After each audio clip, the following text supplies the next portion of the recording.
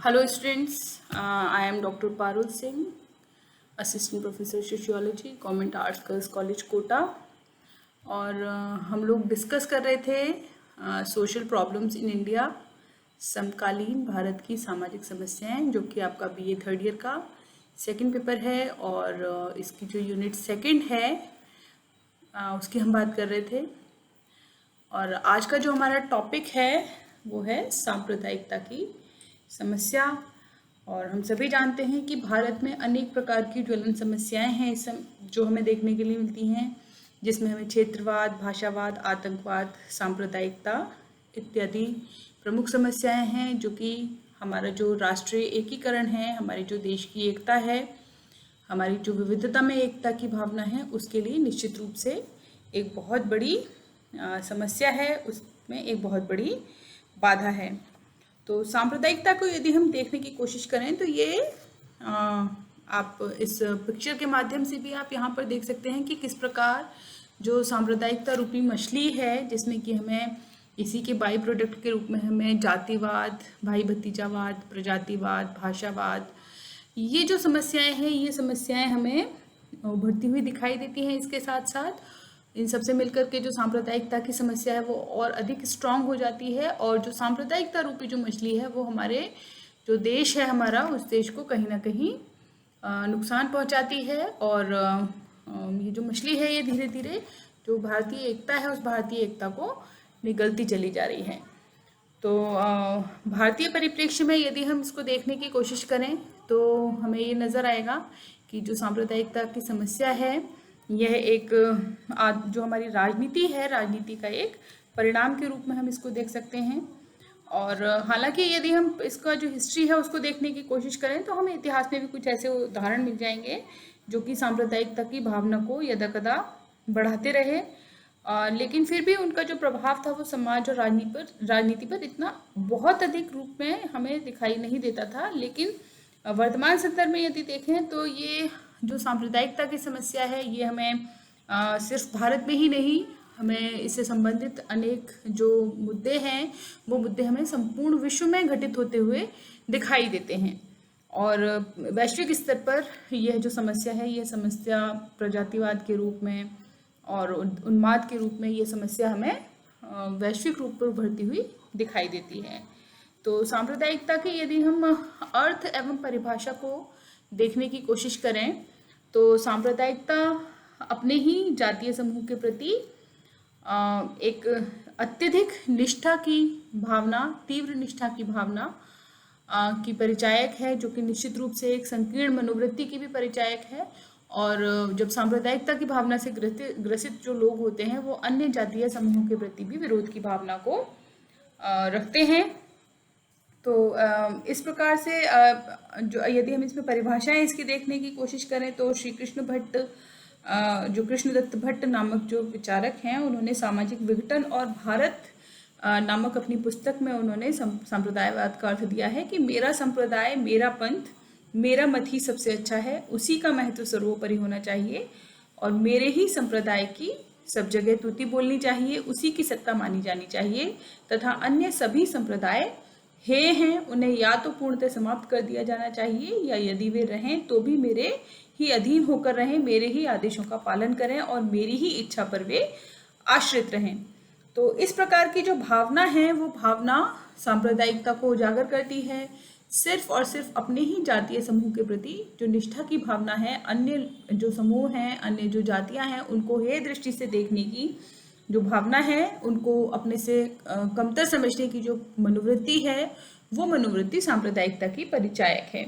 इसी प्रकार स्मिथ ने एक डेफिनेशन दी है जिसमें वो कहते हैं कि सांप्रदायिकता व्यक्ति अथवा समूह वह है,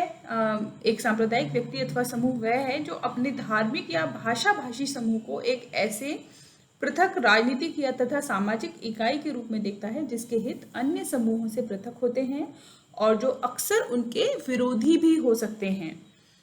तो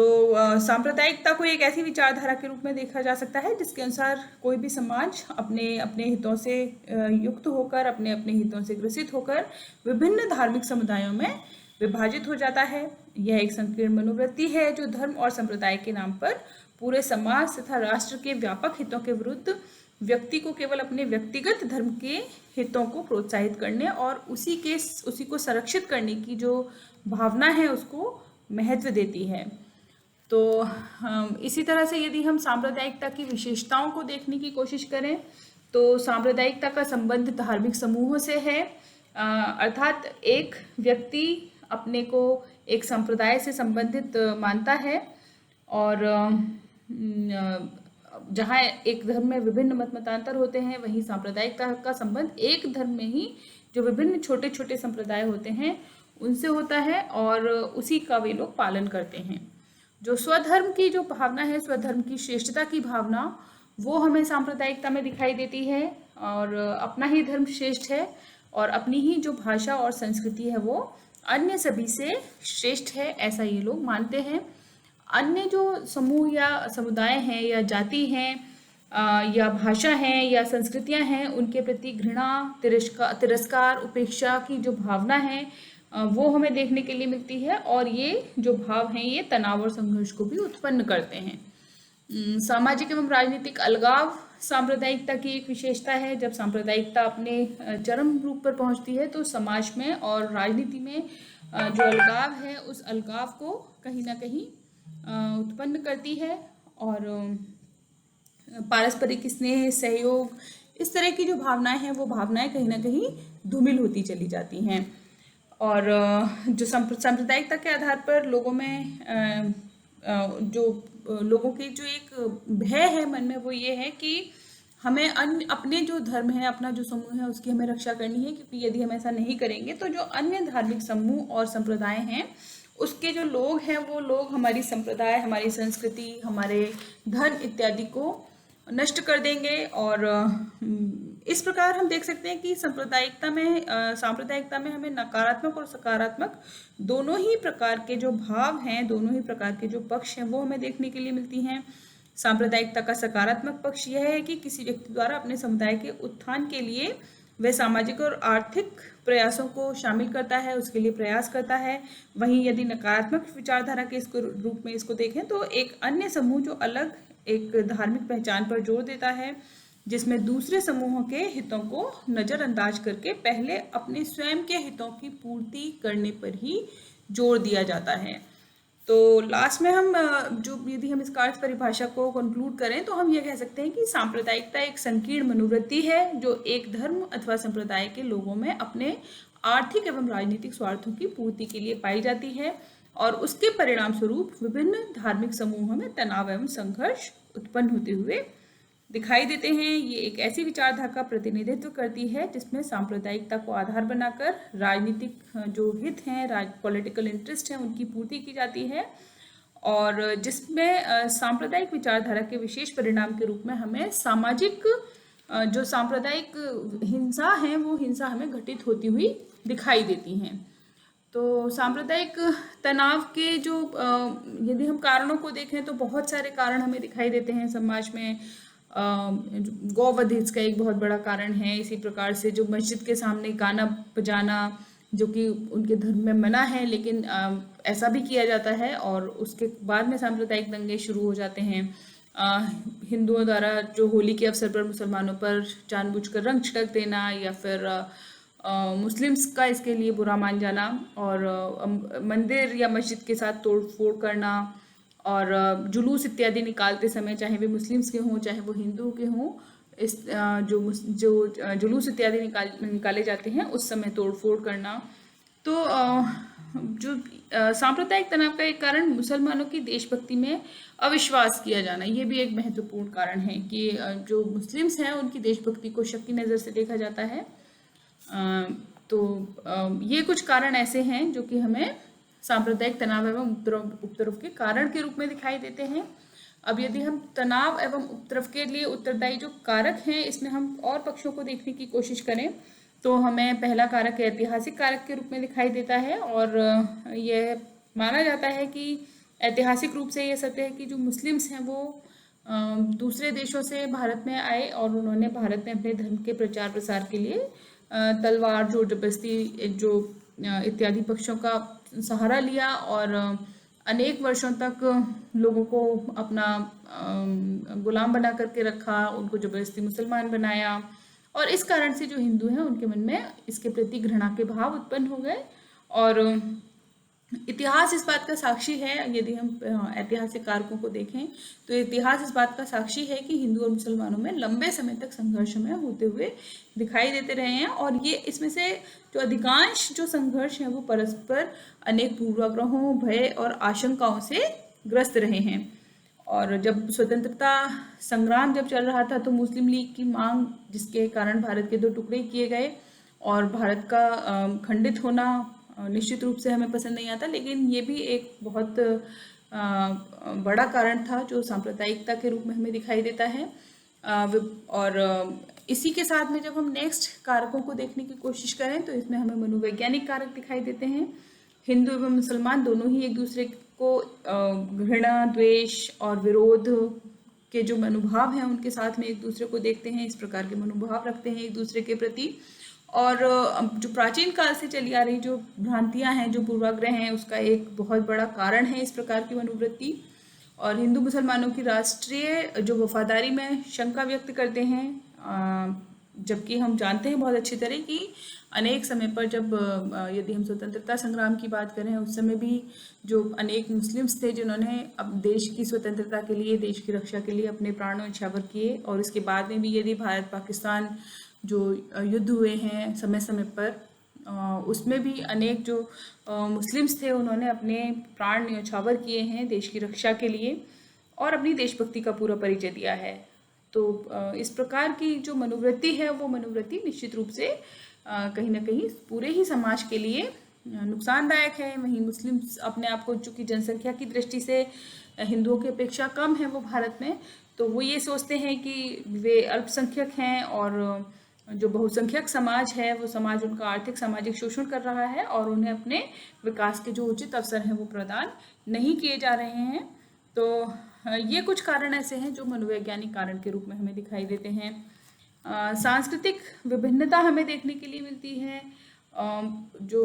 विभिन्न जो धर्म हैं भारत में, उनके रहन सहन, खान पान, रीति रिवाज, पहनावा, इन सभी में और विचारधारा में बहुत अधिक अंतर हमें देखने के लिए मिलता है। कोई मूर्ति पूजक है, कोई नहीं है, कोई एकेश्वराध्य है, कोई बहुदेववाद में विश्वास करता है,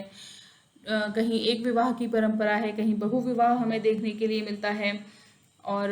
कहीं जो विवाह है उसको एक पवित्र संस्कार के रूप में माना जाता है, वहीं जो दूसरे जो धर्म हैं उस वहाँ पर तलाक और पुनर्विवाह इत्यादि जो प्रचलन है या बहुविवाह जो प्रचलन है वो हमें देखने के लिए मिलते हैं।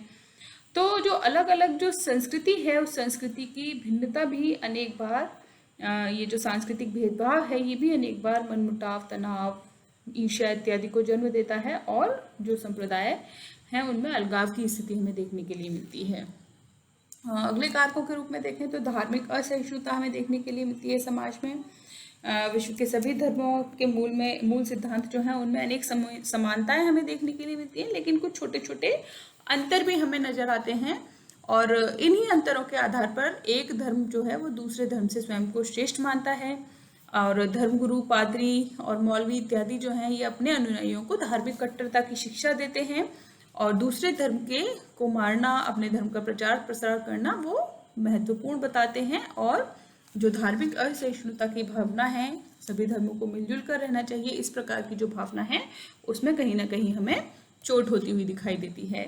भौगोलिक कारक हमें देखने के लिए मिलते हैं। जो भौगोलिक कारक हैं भारत के, उन्होंने भी सांप्रदायिकता को बढ़ावा दिया है। भारत में जो अधिकांश जो निवास के नियम है वो ये कहते हैं कि एक ही धर्म, जाति एवं भाषाभाषी समूह एक ही भौगोलिक क्षेत्र में निवास करते हैं। इसके परिणाम स्वरूप हम की भावना में तो हमें सहयोग और आत्मीयता की भावना पाई जाती है, किंतु बाह्य समूह जो हैं उनके प्रति हम घृणा, द्वेष और विरोध के भाव रखते हैं, जो कि तनावों को जन्म देते हैं। हम सभी जानते हैं कि भारत कश्मीर से लेकर के कन्याकुमारी तक, कश्मीर और इधर हम देखें तो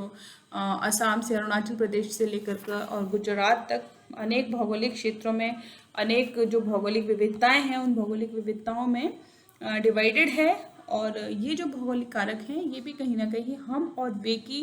जो भावना है उस भावना को जन्म देते हुए हमें नजर आते हैं। इसी प्रकार से राजनीतिक जो स्वार्थ है, जब भारत आज़ाद हुआ उस समय भारत ने जो लोकतांत्रिक प्रणाली अपनाई, प्रजातंत्र में बहुमत के आधार पर सरकार का चुनाव जनता के द्वारा किया जाता है। और ये जो सत्ता हथियाना और चुनावों में विजय प्राप्त करना, ये दोनों ही कारण ऐसे हैं जिन्होंने सत्ता हथियाने के लिए राजनीतिक दलों का गठन धार्मिक आधार पर किया। तो जो पॉलिटिकल इंटरेस्ट हैं उनको पूरा करने के लिए हर एक पॉलिटिकल जो पार्टी है वो अपने अपने उम्मीदवारों को वहाँ की जो जनसंख्या है उस जनसंख्या की जिस धर्म की बहुलता है उसके आधार पर वो खड़ा करती हैं अपने कैंडिडेट्स को, और फिर उसके बाद में वो जो अपने पॉलिटिकल इंटरेस्ट हैं उन पॉलिटिकल इंटरेस्ट्स को पूरा करती है। और जो राजनीतिक स्वार्थ हैं, राजनीतिक जो स्वार्थ हैं वो समाज में जो लोगों की जो भलाई का कार्य होना चाहिए उन सबसे अलग हटकर अपनी जो महत्वाकांक्षाएं हैं उन महत्वाकांक्षाओं की पूर्ति करने में ये लोग लग जाते हैं। इसी प्रकार जो सांप्रदायिक संगठन हैं वो सांप्रदायिकता की जो भावना है उसको बढ़ाते हैं। जैन, सिख, हिंदू, मुस्लिम अनेक संप्रदाय हमें यहाँ देखने के लिए मिलते हैं, और ये सभी अपने अपने मतावलंबियों को संगठित करते हैं, अपने मत के मानने वाले को संगठित करते हैं और दूसरों के प्रति उनको भड़काते हैं। और वे यह प्रचार करते हैं कि यदि वे संगठित नहीं रहे तो उनका अस्तित्व खतरे में आ जाएगा। और अनेक प्रकार के हथियार चलाने के प्रशिक्षण, हथियारों का वितरण भी हमें इनमें होता हुआ दिखाई देता है। और जब एक स्थान पर किसी संप्रदाय के प्रति अन्याय किया जाता है तो दूसरे स्थान पर भी उपद्रव की जो आशंका है वो आशंका खड़ी हो जाती है, और वहाँ पर जो हानि जो हमें किसी जगह पर हुई है उसका बदला दूसरे किसी जगह पर होता हुआ हमें दिखाई देता है। इसी प्रकार धर्मनिरपेक्षता का जो दुरुपयोग है वो हमें दिखाई देता है अपने संविधान के जो संविधान में जो भारतीय संविधान है उसमें जो भारत को एक धर्मनिरपेक्ष राज्य के रूप में घोषित किया गया है। और इसका अर्थ यह है कि भारत में प्रत्येक धर्म एवं संप्रदाय को फलने फूलने और विकास के समान अवसर उपलब्ध होंगे। किसी को भी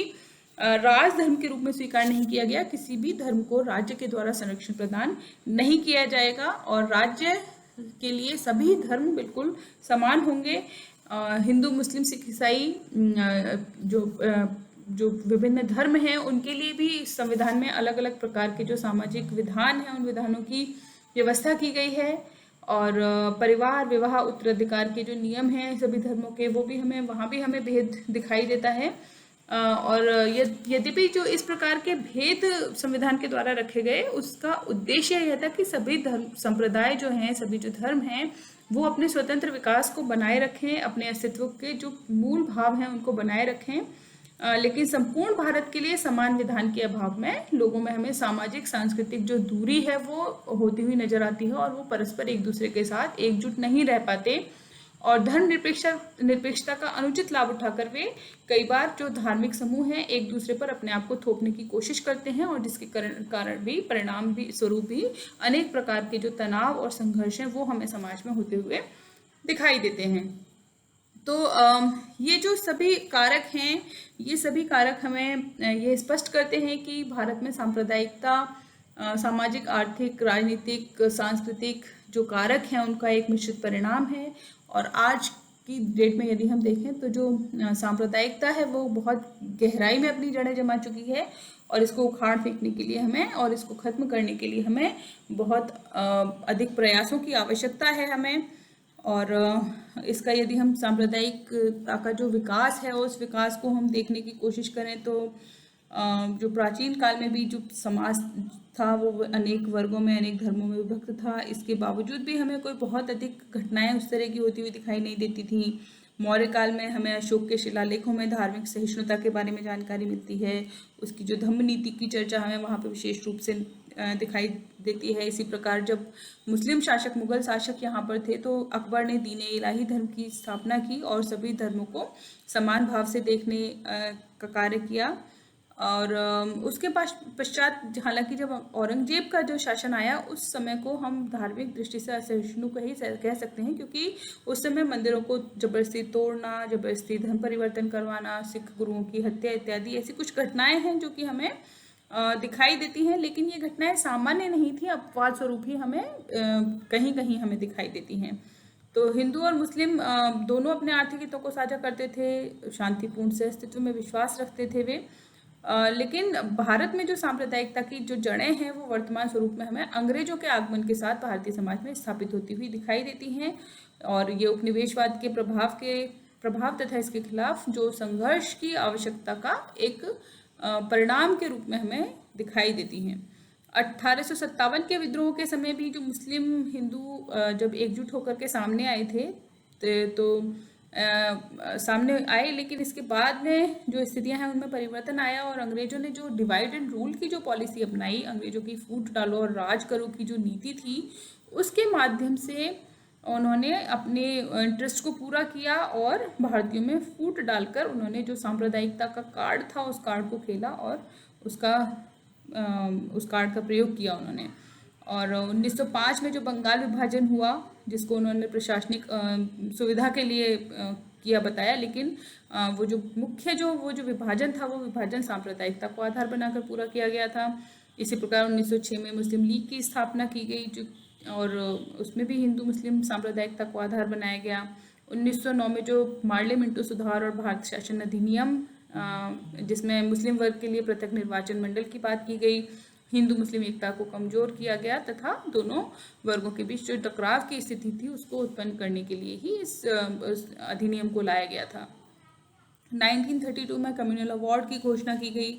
और उसके माध्यम से विभिन्न समुदायों को संतुष्ट करने की बात की गई, लेकिन इसने भी राजनीति में सांप्रदायिकता को और अधिक बढ़ावा दिया। और 1947 में जब भारत का विभाजन हुआ तो यह विभाजन स्वतंत्रता के बाद हुआ, परंतु इसका आधार तैयार करने में जहाँ सामाजिक राजनीतिक कारण मुख्य जिम्मेदार थे, वहीं सांप्रदायिक कारण भी समानांतर रूप से उपस्थित हमें देखने के लिए मिलते हैं। तो सांप्रदायिकता के आधार पर जो राजनीति की जा रही थी वो यहीं रुकी नहीं, बल्कि आज़ादी के बाद भी आज तक भी हम भारतीय समाज और राजनीति में ये जो सांप्रदायिकता है, इस सांप्रदायिकता को उपस्थित देखते हैं। और ये जो